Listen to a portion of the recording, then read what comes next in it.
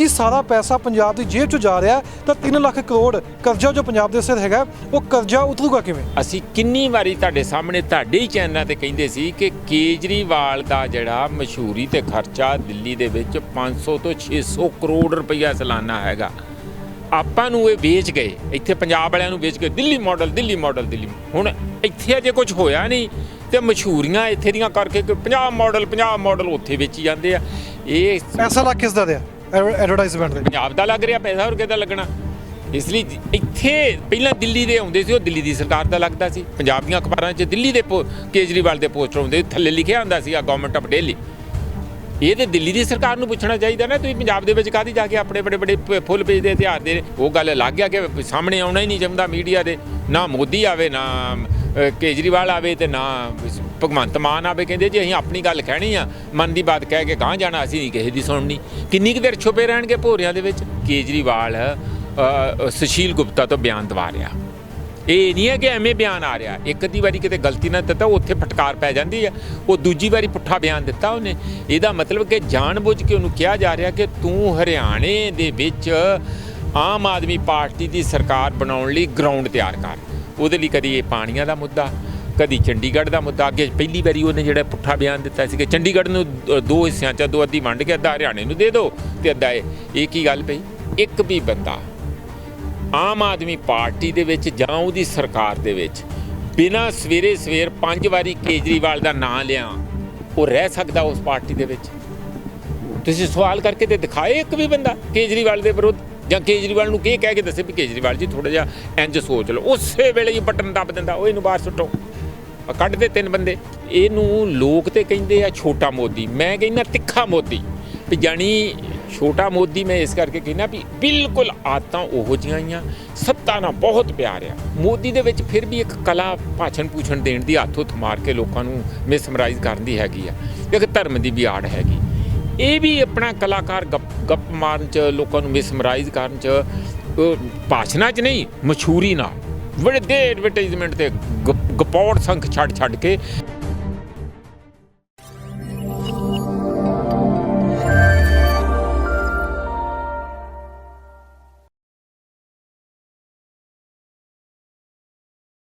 Press conference ਕੀਤੀ ਗਈ ਅੱਜ। ਪ੍ਰੈਸ ਕਾਨਫਰੰਸ ਦੇ ਵਿੱਚ ਮੁੱਦਾ ਸੀ ਆਮ ਆਦਮੀ ਪਾਰਟੀ ਨੂੰ ਲੈ ਕੇ, 600 ਯੂਨਿਟਾਂ ਨੂੰ ਲੈ ਕੇ, ਤੇ ਦੂਜੇ ਪਾਸੇ ਜੋ ਇਸ਼ਤਿਹਾਰ ਆ ਰਹੇ ਨੇ ਆਮ ਆਦਮੀ ਪਾਰਟੀ ਦੇ, ਭਗਵੰਤ ਮਾਨ ਦੇ, ਕੇਜਰੀਵਾਲ ਦੇ। ਪੰਜਾਬ ਦੀਆਂ ਅਖਬਾਰਾਂ ਭਰੀਆਂ ਪਈਆਂ ਨੇ, ਹਿਮਾਚਲ ਦੀਆਂ, ਗੁਜਰਾਤ ਦੀਆਂ, ਕਿਉਂਕਿ ਹਿਮਾਚਲ ਤੇ ਗੁਜਰਾਤ ਵਿੱਚ ਇਲੈਕਸ਼ਨ ਵੀ ਨੇ। ਦੂਸਰੇ ਪਾਸੇ ਆਮ ਆਦਮੀ ਪਾਰਟੀ ਦੇ ਮੰਤਰੀ ਜਾਂ ਭਗਵੰਤ ਮਾਨ ਜੋ ਨੇ ਕਿ ਉਹ ਮੀਡੀਆ ਦੇ ਰੂਬਰੂ ਹੋ ਕੇ ਜੋ 5500 ਕਰੋੜ ਦਾ ਕਰਜ਼ਾ ਲਿਆ ਮਾਰਚ ਮਹੀਨੇ ਦੇ ਵਿੱਚ, ਉਹ ਵੀ ਚਰਚਾ ਚੱਲੀ ਹੋਈ ਹੈ ਕਿ ਉਸ ਦਾ ਨੋਟੀਫਿਕੇਸ਼ਨ ਦੱਸਣਗੇ ਵੀ ਕਿੱਥੇ ਕਿੱਥੇ ਉਹ ਪੈਸੇ ਲੱਗੇ ਨੇ। ਤੇ ਦੂਸਰੇ ਪਾਸੇ ਕਿ ਪੰਜਾਬ ਦਾ ਪੈਸੇ ਰਾਹੀਂ ਆਮ ਆਦਮੀ ਪਾਰਟੀ ਬਾਕੀ ਸੂਬਿਆਂ ਦੇ ਵਿੱਚ ਚੋਣਾਂ ਲੜ ਰਹੀ ਹੈ ਜਾਂ ਚੋਣਾਂ ਲੜਨ ਜਾ ਰਹੀ ਹੈ, ਕਿਉਂਕਿ ਕਰਜ਼ਾ ਵੀ ਲਿਆ ਗਿਆ, ਅਖਬਾਰਾਂ ਦੇ ਵਿੱਚ ਇਸ਼ਤਿਹਾਰ ਵੀ ਮੌਜੂਦ ਨੇ, ਤੇ ਤੀਸਰੀ ਗੱਲ ਜੋ ਹੈ ਬਿਜਲੀ ਦੇ ਬਿੱਲ ਵੀ ਨੇ। ਇਸ ਉੱਪਰ ਚਰਚਾ ਕਰਾਂਗੇ। ਸਾਡੇ ਨਾਲ ਮੌਜੂਦ ਨੇ professor Manjeet Singh. Press conference 'ਚ ਜ਼ਿਕਰ ਵੀ ਕਰਦੇ ਸੀ ਕਿ ਪੰਜਾਬ ਨੂੰ ਚਲਾ ਕੌਣ ਰਿਹਾ, ਕੇਜਰੀਵਾਲ ਜਾਂ ਭਗਵੰਤ ਮਾਨ। ਪ੍ਰੋਫੈਸਰ ਮਨਜੀਤ ਸਿੰਘ ਸਾਡੇ ਨਾਲ ਮੌਜੂਦ ਨੇ। ਜੀ ਬਹੁਤ ਸਵਾਗਤ ਹੈ ਪੰਜਾਬ ਨਿਊਜ਼ ਤੇ। ਬਹੁਤ ਬਹੁਤ ਧੰਨਵਾਦ ਜੀ। ਤੁਸੀਂ ਪ੍ਰੈਸ ਕਾਨਫਰੰਸ ਕਰ ਰਹੇ ਸੀ, ਗੱਲਬਾਤ ਵੀ ਕਰ ਰਹੇ ਸੀ। ਸਭ ਤੋਂ ਅਹਿਮ ਸਵਾਲ ਇਹੀ ਹੁੰਦਾ ਹੈ ਕਿ ਇਸ਼ਤਿਹਾਰਾਂ ਦੇ ਨਾਲ ਅਖਬਾਰਾਂ ਭਰੀਆਂ ਹੋਈਆਂ ਨੇ ਆਮ ਆਦਮੀ ਪਾਰਟੀ ਦੀਆਂ, ਕੇਜਰੀਵਾਲ ਦੀਆਂ, ਭਗਵੰਤ ਮਾਨ ਦੀਆਂ। ਇੱਕ ਅਖਬਾਰ ਵਿੱਚ 2 ਇਸ਼ਤਿਹਾਰ ਵੀ ਲੱਗੇ ਹੋਏ ਨੇ, ਕੇਜਰੀਵਾਲ ਦਾ ਅਲੱਗ ਲੱਗਿਆ ਹੁੰਦਾ, ਭਗਵੰਤ ਮਾਨ ਦਾ ਅਲੱਗ ਲੱਗਿਆ ਹੁੰਦਾ ਕਿ ਸਾਰਾ ਪੈਸਾ ਪੰਜਾਬ ਦੀ ਜੇਬ 'ਚ ਜਾ ਰਿਹਾ, ਤਾਂ 3 ਲੱਖ ਕਰੋੜ ਕਰਜ਼ਾ ਜੋ ਪੰਜਾਬ ਦੇ ਸਿਰ ਹੈਗਾ ਉਹ ਕਰਜ਼ਾ ਉਤਰੂਗਾ ਕਿਵੇਂ? ਜੇ ਰੇਗਿਸਤਾਨ 'ਚ ਜਾ ਕੇ ਸੋਕੇ ਵਾਲੀ ਜਗ੍ਹਾ ਤੇ ਤੁਸੀਂ ਹਰੀਆਂ ਐਨਕਾਂ ਲਾ ਲਓ ਤੇ ਫਿਰ ਉਹ ਬਾਹਰ ਹਰਾ ਹੋ ਜਾਊਗਾ, ਤੁਹਾਨੂੰ ਦਿਖੂਗਾ ਹਰਾ ਹੋਊਗਾ ਨਹੀਂ। ਇਹੀ ਹਾਲਤ ਇਹਨਾਂ ਦੀ ਐਡਵਰਟਾਈਜ਼ਮੈਂਟ ਵਾਲੀ ਆ। ਬੜੀਆਂ ਮਸ਼ਹੂਰੀਆਂ ਦੇ ਫੁੱਲ ਪੇਜ ਦੇ ਇਸ਼ਤਿਹਾਰ ਦਿੱਤੇ ਜਾ ਰਹੇ ਆ। ਕਰਨ ਵਾਲੇ ਆ ਫੈਸਲਾ ਕਰ ਲਿਆ, ਛੇਤੀ ਹੋ ਜੂ, 2 ਮਹੀਨਿਆਂ ਬਾਅਦ ਦੇਖਿਓ ਸਹੀ ਤੁਸੀਂ ਸਾਡੇ ਰੰਗ। ਇਹ ਗੱਲਾਂ ਕਾਹਦੀਆਂ ਕਰਨ ਵਾਲੀਆਂ? ਜਿੱਦਣ ਕਰ ਦੋਗੇ ਉਦੋਂ ਤੁਸੀਂ ਆਪਣੀ ਮਸ਼ਹੂਰੀ ਵੀ ਦੇ ਦਿਓ। ਇਹ ਤੇ ਮਸ਼ਹੂਰੀ ਪਾਰਟੀ ਹੈ। ਅਸੀਂ ਕਿੰਨੀ ਵਾਰੀ ਤੁਹਾਡੇ ਸਾਹਮਣੇ ਤੁਹਾਡੇ ਹੀ ਚੈਨਲਾਂ ਤੇ ਕਹਿੰਦੇ ਸੀ ਕਿ ਕੇਜਰੀਵਾਲ ਦਾ ਜਿਹੜਾ ਮਸ਼ਹੂਰੀ ਤੇ ਖਰਚਾ ਦਿੱਲੀ ਦੇ ਵਿੱਚ 500 ਤੋਂ 600 ਕਰੋੜ ਰੁਪਈਆ ਸਾਲਾਨਾ ਹੈਗਾ। ਇਹ ਥੋੜ੍ਹਾ ਖਰਚਾ ਆ। ਉਹੀ ਕਿਸੇ ਵਿਕਾਸ 'ਤੇ ਲਾ ਦਿਓ। ਇੱਥੇ ਪੰਜਾਬ ਦੇ ਉੱਤੇ ਹੀ ਕਿਤੇ ਕੁਝ 4 ਚੀਜ਼ਾਂ, ਜਾਂ ਦਿੱਲੀ 'ਚ 4 ਚੀਜ਼ਾਂ, ਨਵੇਂ ਹਸਪਤਾਲ ਬਣਾ ਲਓ, ਨਵੇਂ ਕਾਲਜ ਬਣਾ ਦਿਓ, ਨਵੀਂ ਯੂਨੀਵਰਸਿਟੀ ਬਣਾ ਦਿਓ। ਕੋਈ ਬਣਾਈ ਹੈ? ਕੁਛ ਨਹੀਂ ਬਣਾਇਆ।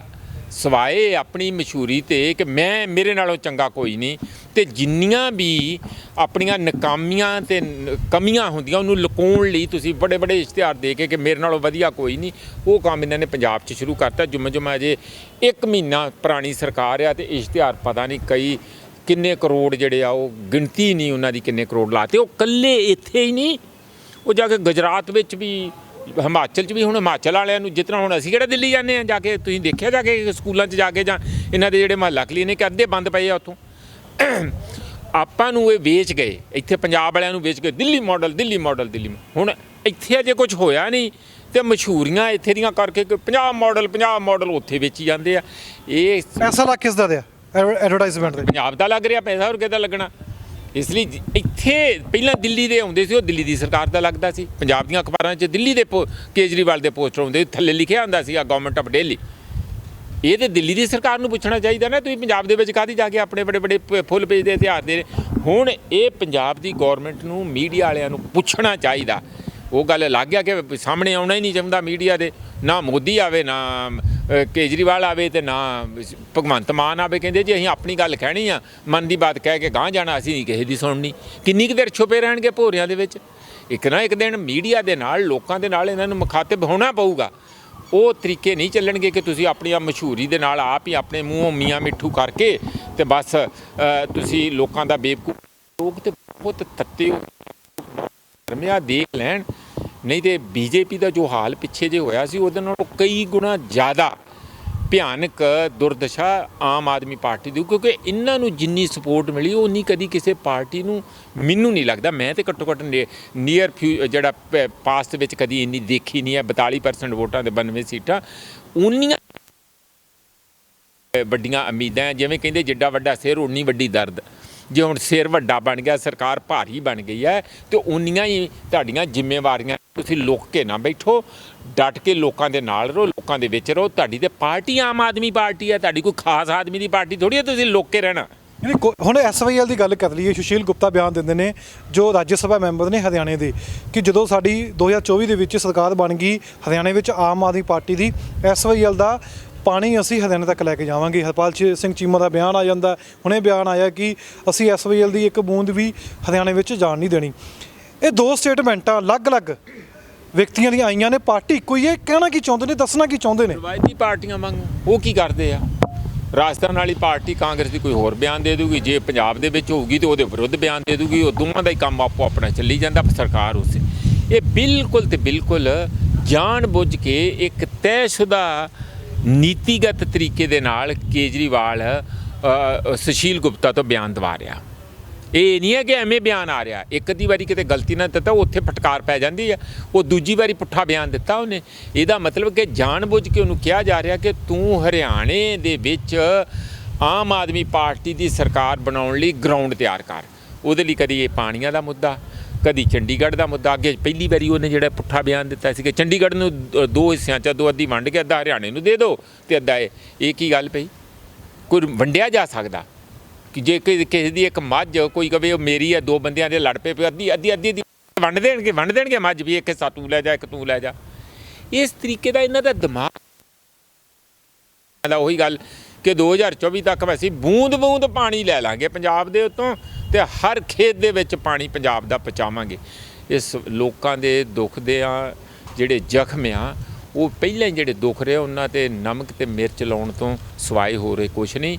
ਬਾਜ਼ ਆਉਣਾ ਚਾਹੀਦਾ ਕੇਜਰੀਵਾਲ ਨੂੰ ਇਹੋ ਜਿਹੀ ਭੜਕਾਊ ਰਾਜਨੀਤੀ ਕਰਨ ਤੋਂ, ਜਿਹੜੀ ਸਾਡੇ ਭਰਾਵਾਂ ਨੂੰ ਹਰਿਆਣਾ ਪੰਜਾਬ, ਜਿਹੜੀ ਸਾਡਾ ਬਹੁਤ ਹੀ ਭਰਾਤਰੀਪਣ ਪਿੱਛੇ ਬਣਿਆ ਆ ਉੱਥੇ ਮੋਰਚੇ ਦੇ ਵਿੱਚ ਜਾ ਕੇ, ਸਿੰਘੂ ਮੋਰਚੇ 'ਤੇ, ਟਿੱਕਰੀ ਮੋਰਚੇ 'ਤੇ, ਉਸ ਦੀ ਕੀਮਤ ਨਹੀਂ ਲੈਣੀ ਚਾਹੀਦੀ। ਇਸ ਗੱਲ ਦਾ ਇਹੋ ਜਿਹੇ ਬਿਆਨ ਨਹੀਂ ਦਿਵਾਉਣੇ। ਅੱਛਾ, ਹੁਣ ਅਹਿਮ ਸਵਾਲ ਹੈ ਕਿ ਅਖਬਾਰਾਂ ਵਿੱਚ ਐਡਵਰਟਾਈਜ਼ਮੈਂਟ ਹੁੰਦੀ ਹੈ, ਦੂਸਰੇ ਪਾਸੇ 3 ਲੱਖ ਕਰੋੜ ਦਾ ਕਰਜ਼ਾ ਪੰਜਾਬ ਦੇ ਸਿਰ। ਪੰਜਾਬ ਦਾ ਕਰਜ਼ਾ ਆਮ ਆਦਮੀ ਪਾਰਟੀ ਲਾ ਦੂਗੀ ਕਿ 5500 ਕਰੋੜ ਦਾ ਜੋ ਜ਼ਿਕਰ ਕੀਤਾ ਗਿਆ ਪ੍ਰੈਸ ਕਾਨਫਰੰਸ ਦੇ ਵਿੱਚ, ਉਹ ਹੋਰ ਲੈ ਰਹੀ ਹੈ ਕਿ ਹੋਰ ਕਰਜ਼ਾ ਲਿਆ ਜਾਊਗਾ? ਹਾਲ ਦੀ ਘੜੀ ਤੇ ਚੜ੍ਹ ਰਿਹਾ। ਇਹ ਕੋਈ ਨੋਟ ਕਦੇ ਨੋਟ ਬਣਾ, ਇਹਨਾਂ ਨੇ ਕਿਹਾ ਸੀ ਨਾ ਵੀ ਇੱਕ ਪਾਈ ਜੋੜ ਕੇ ਅਸੀਂ ਕਰਜ਼ਾ ਲਾਵਾਂਗੇ ਪੰਜਾਬ ਦਾ। ਜੋੜ ਕਿਹਾ ਸੀਗਾ ਨਾ, ਕਹਿ ਵੋਟਾਂ ਤਾਂ ਹੀ ਪਾਈਆਂ ਸੀ ਲੋਕਾਂ ਨੇ। ਵੋਟਾਂ ਦੇਖੋ, ਲੋਕਾਂ ਨੇ ਮੈਨੂੰ ਨਹੀਂ ਲੱਗਦਾ ਜਿੰਨਾ ਇਹਨਾਂ 'ਤੇ ਭਰੋਸਾ ਕਰਕੇ ਵੋਟਾਂ ਪਾਈਆਂ, ਜਿੰਨਾ ਉਹਨਾਂ ਨੇ ਦੂਜਿਆਂ ਤੋਂ ਅੱਕ ਕੇ ਪਾਈਆਂ। ਤੁਸੀਂ ਦੇਖਿਆ ਬੜੇ ਬੜੇ ਬੋਰਡ ਜਿਹੜੇ ਚੱਕ ਕੇ ਸੁੱਟਦੇ, ਜਿਹੜੇ 100 ਸਾਲ 50 ਸਾਲ ਪੁਰਾਣੇ ਬੋਰਡ ਸੀਗੇ। ਵੱਡੇ ਰਾਜਨੀਤਿਕ ਲੋਕ, ਛੋਟੀ ਗੱਲ ਨਹੀਂ ਹੈ ਇਹਦਾ ਮਤਲਬ ਲੋਕੀ ਬਿਲਕੁਲ ਹੀ ਇੱਕ ਤਬਦੀਲੀ ਚਾਹੁੰਦੇ ਸੀ। ਵੋਟਾਂ ਰਾਹੀਂ ਤੁਸੀਂ ਸਮਝ ਲਓ ਉਹਨਾਂ ਨੇ ਰਾਜ ਪਲਟਾ ਕੀਤਾ, ਇੰਝ ਸਮਝੋ। ਇਹਨਾਂ ਨੂੰ ਉਹ ਰੋਜ਼ ਦੇਖ ਰਹੇ ਆ, ਸਕੈਨਰ ਲਾਏ ਹੋਏ ਆ ਲੋਕਾਂ ਦੇ ਰਡਾਰ ਦੇ ਉੱਤੇ ਹੈ, ਕੱਲਾ ਬੰਦਾ ਰਡਾਰ ਦੇ ਉੱਤੇ ਕੀ ਕਰ ਰਿਹਾ। ਇਹ ਕੀ ਸਮਝਦੇ ਆ ਕਿ ਇਹ ਸੱਤਾ ਲੈ ਕੇ ਤੋਂ 5 ਸਾਲ ਉਹਨਾਂ ਨੂੰ ਲੋਕਾਂ ਨੂੰ ਭੁੱਲ ਜਾਣਗੇ, ਲੋਕ ਤੇ ਖਾਟ ਖੜੀ ਕਰ ਦੇਣਗੇ। ਇਹ ਸੌਖਾ ਕੰਮ ਨਹੀਂ ਹੈਗਾ। ਲੋਕਾਂ ਨੇ ਜਿੰਨੀ ਵੱਡੀ, ਮੈਂ ਪਹਿਲਾਂ ਕਿਹਾ, ਉਮੀਦਾਂ ਲਾਈਆਂ, ਜੇ ਇਹ ਕੋਈ ਤੈਅਸ਼ੁਦਾ ਪਲੈਨਿੰਗ ਦੇ ਤਹਿਤ ਕੋਈ ਵਿਜ਼ਨ ਬਣਾ ਕੇ ਪੰਜਾਬ ਲਈ ਵੀ ਪਹਿਲੇ 6 ਮਹੀਨੇ ਆ, ਫਿਰ ਅਗਲੇ 6 ਮਹੀਨੇ ਆ, ਸਾਲ ਤੋਂ ਬਾਅਦ ਆ, 2 ਸਾਲ ਤੋਂ ਬਾਅਦ ਆ, ਉਹਦੇ ਲਈ ਪਲੈਨਿੰਗ ਕਰ ਲੈਣ, ਇੱਕ ਰਸਤਾ ਤੈਅ ਕਰ ਲੈਣ, ਬਲੂ ਪ੍ਰਿੰਟ ਜਿਹਨੂੰ ਕਹਿੰਦੇ ਆ। ਉਹਦਾ ਕੀਤਾ ਹੈ, ਉਹ ਤਾਂ ਕਹਿੰਦੇ ਨੇ ਕੁਛ ਵੀ ਨਹੀਂ ਹੈ, ਕੱਖ ਵੀ ਨਹੀਂ ਹੈ। ਇਹਨਾਂ ਨੇ ਬਲੂ ਪ੍ਰਿੰਟ ਕੀ ਹੈ? ਇਹਨਾਂ ਨੇ ਤੇ ਆਪਣਾ ਚੋਣ ਮੈਨੀਫੈਸਟੋ ਵੀ ਜਾਰੀ ਨਹੀਂ ਕੀਤਾ। ਕਿਹੜੀ ਪਾਰਟੀ ਹੈ ਜਿਹੜੀ ਇੰਨੀ ਹਿੰਮਤ ਕਰੂਗੀ ਕਿ ਇੰਨੀਆਂ ਵੋਟਾਂ ਲੈਣ ਦੀ ਉਹਨੂੰ ਉਮੀਦ ਹੋਵੇ, ਸਰਕਾਰ ਬਣਾਉਣ ਦੀ ਉਮੀਦ ਹੋਵੇ, ਤੇ ਆਪਣੀ ਚੋਣ ਮੈਨੀਫੈਸਟੋ ਵੀ ਜਾਰੀ ਨਾ ਕਰੇ? ਕਿਹੜੀ ਗੱਲ ਤੇ ਉਹਨੂੰ ਫੜੋਗੇ? 7 ਗਰੰਟੀਆਂ, ਪਹਿਲੀ ਗਰੰਟੀ ਆ ਉਹਦਾ ਜਲੂਸ ਨਿਕਲ ਗਿਆ ਬਿਜਲੀ ਵਾਲੀ ਦਾ, ਕਿ ਕਦੀ ਫਲਾਣੇ ਨੂੰ ਦਿਆਂਗੇ, ਫਲਾਣੇ ਨੂੰ ਨਹੀਂ ਦਿਆਂਗੇ। ਆਪਸ ਵਿੱਚ ਲੋਕਾਂ ਨੂੰ ਲੜਾਈ ਜਾਂਦੇ ਆ। ਇਨਕਮ ਟੈਕਸ ਵਾਲਿਆਂ ਨੂੰ ਉਹਨੂੰ ਨਹੀਂ ਮਿਲੂਗੀ ਰਾਹਤ, ਜਨਰਲ ਕੈਟੇਗਰੀ ਵਾਲਿਆਂ ਨੂੰ ਪੂਰੀ ਰਾਹਤ ਨਹੀਂ ਮਿਲੂਗੀ, SC BC ਵਾਲਿਆਂ ਨੂੰ ਜੇ 1 ਕਿਲੋਵਾਟ ਦਾ ਜਿਹੜਾ ਮੀਟਰ ਆ ਉਹਦੇ ਤੋਂ ਉੱਪਰ ਹੋਊਗੀ ਉਹਨਾਂ ਨੂੰ ਰਾਹਤ ਨਹੀਂ ਮਿਲੂਗੀ। ਤੇ ਫਿਰ ਤੁਸੀਂ ਵੈਸੇ ਹੀ ਕਾਹਨੂੰ ਆ ਲੰਗੜੀ ਜੀ ਰਾਹਤ ਦੇਣੀ ਸੀਗੀ? 200 ਯੂਨਿਟ ਤੇ ਪਹਿਲਾਂ ਹੀ ਫ੍ਰੀ ਮਿਲ ਰਹੇ ਲੋਕਾਂ ਨੂੰ, ਤੇ ਤੁਸੀਂ 100 ਵਿੱਚ ਪਾ ਕੇ ਆਉਂ ਦੱਸ ਰਹੇ 600 ਮਿਲ ਗਏ। 100 ਵਿੱਚ ਪਾਇਆ ਪਰ ਮਹੀਨੇ ਦਾ 600 ਮਿਲ ਗਏ। ਇਹ ਇਹੋ ਜਿਹੇ ਲਿਫਾਫੇਬਾਜ਼ ਪਾਰਟੀ ਹੈਗੀ ਆ। ਲਿਫਾਫੇ ਦਿੱਲੀ 'ਚ ਵਿਕ ਗਏ, ਇੱਥੇ ਨਹੀਂ ਵਿਕਣੇ। ਇੱਥੇ ਤੇ ਲੋਕ ਫੱਟ ਦੇਣੀ, ਪਟਾਕਾ ਪਾ ਦੇਣਗੇ। ਤੁਸੀਂ ਇਹ ਵੀ ਗੱਲ ਕਹੀ ਹੈ ਕਿ ਪੰਜਾਬ ਨੂੰ ਭਗਵੰਤ ਮਾਨ ਨਹੀਂ, ਕੇਜਰੀਵਾਲ ਚਲਾਦੇ ਨੇ, ਕਿ ਕੇਜਰੀਵਾਲ ਫੈਸਲੇ ਲੈਂਦੇ ਨੇ ਪੰਜਾਬ ਦੀ। ਕੋਈ ਵੀ MLA ਹੋ ਗਏ ਜਾਂ ਰਾਜ ਸਭਾ ਮੈਂਬਰ ਵੀ ਬਣੇ ਨੇ ਜਾਂ ਮੰਤਰੀ ਵੀ ਬਣੇ ਨੇ, ਉਹਨਾਂ ਵਿੱਚ ਇੰਟਰਫੇਅਰ ਹੁੰਦੀ ਹੈ। ਤੁਸੀਂ ਕੀ ਸੋਚ ਸਕਦੇ ਆ ਵੀ ਇੱਕ ਵੀ ਬੰਦਾ ਆਮ ਆਦਮੀ ਪਾਰਟੀ ਦੇ ਵਿੱਚ ਜਾਂ ਉਹਦੀ ਸਰਕਾਰ ਦੇ ਵਿੱਚ ਬਿਨਾਂ ਸਵੇਰੇ 5 ਵਾਰੀ ਕੇਜਰੀਵਾਲ ਦਾ ਨਾਂ ਲਿਆ ਉਹ ਰਹਿ ਸਕਦਾ ਉਸ ਪਾਰਟੀ ਦੇ ਵਿੱਚ? ਤੁਸੀਂ ਸਵਾਲ ਕਰਕੇ ਤੇ ਦਿਖਾਏ ਇੱਕ ਵੀ ਬੰਦਾ ਕੇਜਰੀਵਾਲ ਦੇ ਵਿਰੁੱਧ, ਜਾਂ ਕੇਜਰੀਵਾਲ ਨੂੰ ਕੀ ਕਹਿ ਕੇ ਦੱਸੇ ਵੀ ਕੇਜਰੀਵਾਲ ਜੀ ਥੋੜ੍ਹਾ ਜਿਹਾ ਇੰਝ ਸੋਚ ਲਓ। ਉਸੇ ਵੇਲੇ ਹੀ ਬਟਨ ਦੱਬ ਦਿੰਦਾ, ਉਹ ਇਹਨੂੰ ਬਾਹਰ ਸੁੱਟੋ। ਕੱਢਦੇ 3 ਬੰਦੇ ਲੋੜ 'ਚ, ਬਿਲਕੁਲ ਕੱਢੇ। ਉਹ ਜੜੀ ਮੜ ਜਾ, ਉਹਨਾਂ ਨੇ ਕਿਹਾ ਕਿ ਤੁਸੀਂ ਦੂਜੀਆਂ ਪਾਰਟੀਆਂ ਨਾਲ ਰਲ ਕੇ ਚੱਲਦੇ, ਬਰਦਾਸ਼ਤ ਨਹੀਂ ਕਰਦੇ ਇਹ। ਤੇ ਬਦਲਾਅ ਇਹਨੂੰ ਲੋਕ ਤੇ ਕਹਿੰਦੇ ਆ ਛੋਟਾ ਮੋਦੀ, ਮੈਂ ਕਹਿੰਦਾ ਤਿੱਖਾ ਮੋਦੀ। ਵੀ ਜਾਣੀ ਛੋਟਾ ਮੋਦੀ ਮੈਂ ਇਸ ਕਰਕੇ ਕਹਿੰਦਾ ਵੀ ਬਿਲਕੁਲ ਆਦਤਾਂ ਉਹੋ ਜਿਹੀਆਂ ਆਈਆਂ, ਸੱਤਾ ਨਾਲ ਬਹੁਤ ਪਿਆਰ ਆ ਮੋਦੀ ਦੇ ਵਿੱਚ। ਫਿਰ ਵੀ ਇੱਕ ਕਲਾ ਭਾਸ਼ਣ ਪੂਛਣ ਦੇਣ ਦੀ, ਹੱਥ ਹੁੱਥ ਮਾਰ ਕੇ ਲੋਕਾਂ ਨੂੰ ਮਿਸਮਰਾਈਜ਼ ਕਰਨ ਦੀ ਹੈਗੀ ਆ, ਇੱਕ ਧਰਮ ਦੀ ਵੀ ਆੜ ਹੈਗੀ।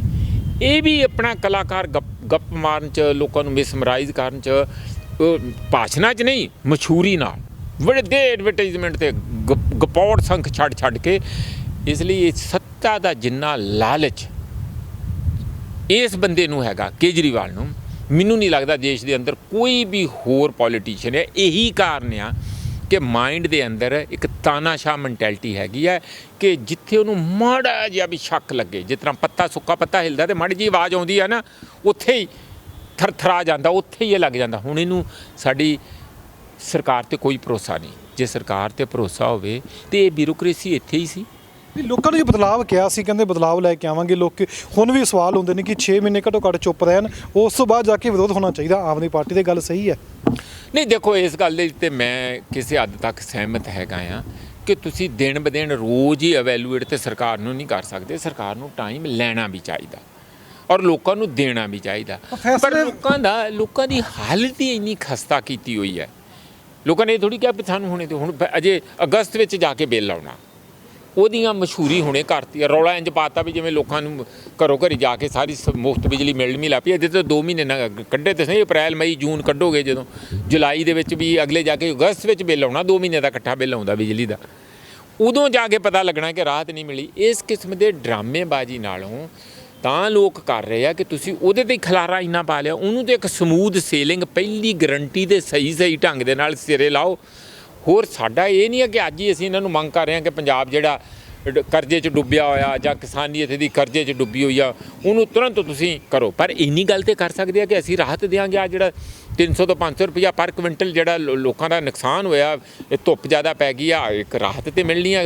2 ਫਾਰਮਰ ਸੁਸਾਈਡ ਕਰ ਗਏ ਅੱਜ, ਇੱਕ ਨੂੰ ਦਿਲ ਦਾ ਦੌਰਾ ਪੈ ਗਿਆ, ਇੱਕ ਸੁਸਾਈਡ ਕਰ ਗਿਆ ਕਿਉਂਕਿ ਉਹਦਾ ਝਾੜ ਘੱਟ ਨਿਕਲਿਆ।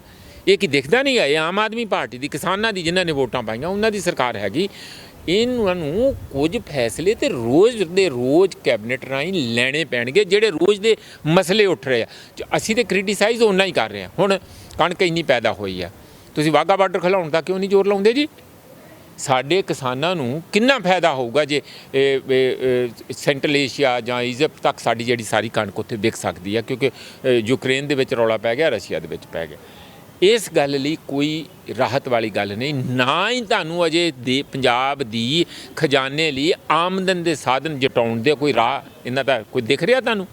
ਕਿ ਰੇਤਾ ਬਜਰੀ ਹੁਣ ਕਿੱਥੇ ਗਈ ਹੈ?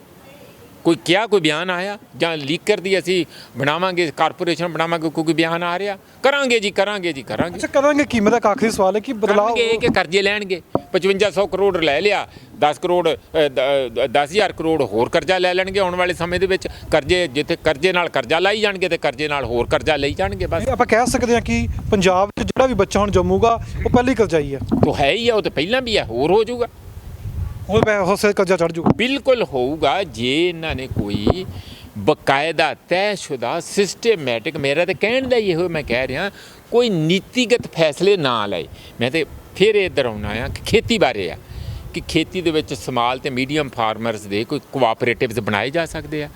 ਉਹ ਕੱਲੇ ਪ੍ਰੋਡਕਸ਼ਨ ਕੋਆਪਰੇਟਿਵਸ ਨਹੀਂ, ਕੱਲਾ ਉਹਨਾਂ ਨੂੰ ਲੋਨ ਦੇਣ ਵਾਲੇ ਨਹੀਂ। ਮੰਡੀਆਂ ਵੀ ਤਾਂ ਕਈ ਬੰਦ ਹੋ ਗਈਆਂ, ਮੰਡੀਆਂ ਬੰਦ ਹੋ ਗਈਆਂ ਕਈ, ਹੁਣ ਨਹੀਂ ਦੇਖਿਆ ਮੰਡੀਆਂ ਬੰਦ ਨੇ। ਨਹੀਂ, ਮੰਡੀਆਂ ਬੰਦ ਤੇ ਕਈ ਚਲੋ ਅਡਾਨੀ ਵਗੈਰਾ ਉਹ ਸਾਰਾ ਕੁਝ ਆਈ ਜਾਂਦੇ ਆ, ਉਹ ਵੀ ਇੱਕ ਆਪਣਾ ਉਹਨਾਂ ਦੀ ਭੂਮਿਕਾ ਵੀ ਹੈਗੀ ਆ, ਉੱਥੇ ਵੀ ਨੇੜੇ ਤੇੜੇ ਮੰਡੀਆਂ ਹੋਈਆਂ। ਦੂਸਰੀ ਜਗ੍ਹਾ ਇਹ ਵੀ ਗੱਲ ਆ ਕਿ ਇਸ ਵੇਲੇ ਹਾਲਾਤ ਇਹ ਬਣੇ ਹੋਏ ਆ ਕਿ ਕਿਤੇ ਪ੍ਰੋਡਕਸ਼ਨ ਘੱਟ ਹੋਈ ਆ, 20% 15-20% ਘੱਟ ਹੋਈ ਆ। ਦੂਸਰਾ, ਲੋਕ ਕੁਝ ਪੂਰਾ ਅਨਾਜ ਲੈ ਕੇ ਨਹੀਂ ਆਏ, ਨਹੀਂ ਤੇ ਅਨਾਜ ਸਰਪਲਸ ਹੁੰਦਾ, ਉਹਦੇ 'ਚ ਵੀ ਇਹਨਾਂ ਨੂੰ ਜ਼ਿਆਦਾ ਦਿੱਕਤ ਆਉਣੀ ਸੀਗੀ। ਹੁਣ ਜਿਹੜਾ ਸਰਪਲਸ ਹੋ ਇਸ ਕਰਕੇ ਰੱਖੀ ਜਾਂਦੀ, ਜਿਹੜਾ ਸਟੋਰ ਕਰ ਸਕਦਾ, ਜਿਹਦੇ ਕੋਲ ਰਾਹਤ ਇੰਨੀ ਕੁ ਗੁੰਜਾਇਸ਼ ਹੈਗੀ ਹੈ, ਉਹ ਲੈ ਕੇ ਉਹਨੂੰ ਆ ਕਿ ਜਦੋਂ ਜ਼ਿਆਦਾ ਭਾਅ ਹੋਊਗਾ। ਹੁਣ ਵੀ ਪ੍ਰਾਈਵੇਟ 5 ਰੁਪਏ ਪਰ ਕੁਇੰਟਲ ਜ਼ਿਆਦਾ ਦੇ ਰਹੇ ਆ ਸਰਕਾਰੀ ਕੀਮਤ। ਇਹਦਾ ਮਤਲਬ ਉਮੀਦ ਹੈਗੀ ਲੋਕਾਂ ਨੂੰ ਕਿ ਆਉਣ ਵਾਲੇ ਸਮੇਂ 'ਚ ਜ਼ਿਆਦਾ ਪੈਸੇ ਮਿਲਣਗੇ। ਉਹਦੇ ਲਈ ਵੀ ਸਾਰੇ ਮਾਹੌਲ ਪੈਦਾ ਕਰਨਾ ਤਾਂ ਕਿ ਸਾਡੀ ਕਿਸਾਨੀ ਦੀ ਜੇਬ ਦੇ ਵਿੱਚ 4 ਪੈਸੇ ਵੱਧ ਜਾਣ, ਉਹ ਸਰਕਾਰ ਦੀ ਜ਼ਿੰਮੇਵਾਰੀ ਹੈ। ਤਾਂ ਹੀ ਅਸੀਂ ਵਾਹਗਾ ਬਾਰਡਰ ਖੋਲ੍ਹਣ ਦੀ ਗੱਲ ਕਰ ਰਹੇ ਹਾਂ। ਇਹ ਸਾਰੀ ਗੱਲ ਆਪਾਂ ਸੁਣੀਏ। ਸਾਡੇ ਨਾਲ ਮੌਜੂਦ ਸਨ professor Manjeet Singh. Press conference ਕੀਤੀ ਗਈ ਹੈ ਜਿਸ ਵਿੱਚ ਜ਼ਿਕਰ ਹੋਇਆ ਕਿ ਆਮ ਆਦਮੀ ਪਾਰਟੀ ਅਖਬਾਰਾਂ ਦੇ ਉੱਤੇ ਪੈਸੇ ਲਗਾ ਰਹੀ ਹੈ, ਐਡਵਰਟਾਈਜ਼ਮੈਂਟ ਦੇ ਪੈਸੇ ਲਗਾ ਰਹੀ ਹੈ, ਪੈਸੇ ਕਰਜ਼ੇ ਵੀ ਲਏ ਗਏ ਨੇ ਕਿ ਹੋਰ ਕਰਜ਼ਾ ਲੈ ਕੇ ਜੋ ਮਸ਼ਹੂਰੀਆਂ ਕੀਤੀਆਂ ਜਾਣਗੀਆਂ, ਜਾਂ ਕੋਈ ਪੈਸੇ ਪੰਜਾਬ ਵਿੱਚ ਆਮਦਨ ਹੁੰਦੀ ਹੈ ਤਾਂ ਪੈਸਾ ਜਾਂਦਾ ਕਿੱਥੇ ਹੈ? ਕਿ 5500 ਕਰੋੜ ਰੁਪਏ ਦਾ ਹਿਸਾਬ ਦੇਣਗੇ। ਤੇ ਦੂਸਰੇ ਪਾਸੇ ਕਿ ਕੇਜਰੀਵਾਲ ਜੋ ਪੰਜਾਬ ਦੀ ਸਰਕਾਰ ਵਿੱਚ ਕਈ ਨੁਮਾਇੰਦੇ ਪਹੁੰਚ ਵੀ ਜਾਂਦੇ ਨੇ ਦਿੱਲੀ ਮੀਟਿੰਗ ਕਰਨ ਵਾਸਤੇ, ਬਾਰ-ਬਾਰ ਇੰਟਰਫੇਅਰ ਕਰਦੇ ਨੇ, ਉਸ ਦਾ ਮਤਲਬ ਕੀ ਹੈ? ਤੇ ਦੂਸਰੇ ਪਾਸੇ ਜੋ ਪੰਜਾਬ ਵਿੱਚ ਇਲੈਕਸ਼ਨ ਹੋਏ ਸੀ, ਦਿੱਲੀ ਦਾ ਮਾਡਲ ਪੇਸ਼ ਕੀਤਾ ਗਿਆ ਸੀ, ਹੁਣ ਅੱਗੇ ਹਿਮਾਚਲ ਤੇ ਗੁਜਰਾਤ ਵਿੱਚ ਇਲੈਕਸ਼ਨ ਹੈ ਤੇ ਪੰਜਾਬ ਦਾ ਮਾਡਲ ਪੇਸ਼ ਕੀਤਾ ਜਾ ਰਿਹਾ ਜੋ 1.5 ਮਹੀਨੇ ਵਿੱਚ ਕੰਮ ਕੀਤੇ ਨੇ। ਕੀ ਮਾਡਲ ਅੱਗੇ ਜਾ ਕੇ ਚੱਲੂਗਾ? ਇਹ ਸਭ ਤੋਂ ਅਹਿਮ ਸਵਾਲ ਹੋਏਗਾ।